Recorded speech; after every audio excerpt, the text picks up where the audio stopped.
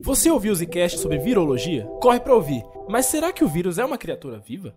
Após a publicação do primeiro trabalho científico utilizando o microscópio ser lançado por Robert Hooke em 1665, a humanidade começou a explorar um novo mundo, olhando para seres vivos e estruturas que jamais poderiam ser visualizadas a olho nu.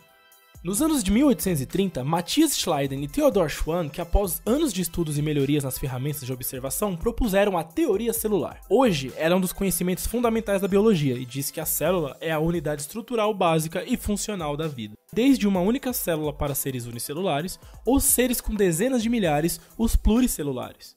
O ser humano, por exemplo, tem por volta de 37 trilhões de células. Uau! Mas e o vírus, hein? Os vírus não possuem células, são acelulares. Essa característica contraria a teoria celular e seria uma prova de que o vírus não é vivo. Outro apontamento importante é de que os vírus não apresentam potencial bioquímico, que possibilita a produção de energia metabólica.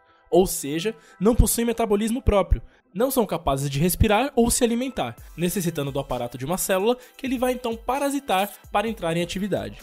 Outra característica dos seres vivos é a reprodução. Os vírus só são capazes de se reproduzir no interior de outra célula. Por essa razão, dizemos que eles são parasitas intracelulares obrigatórios.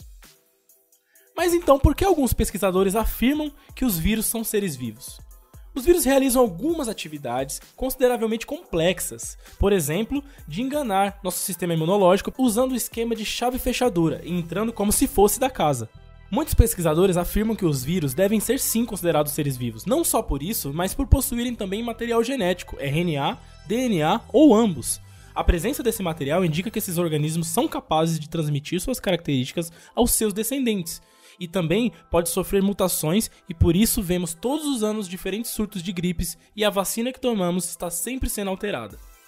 Então quer dizer que os vírus apresentam capacidade de evolução e sofrem alterações em suas características ao longo do tempo? Sim! Intrigante, não é?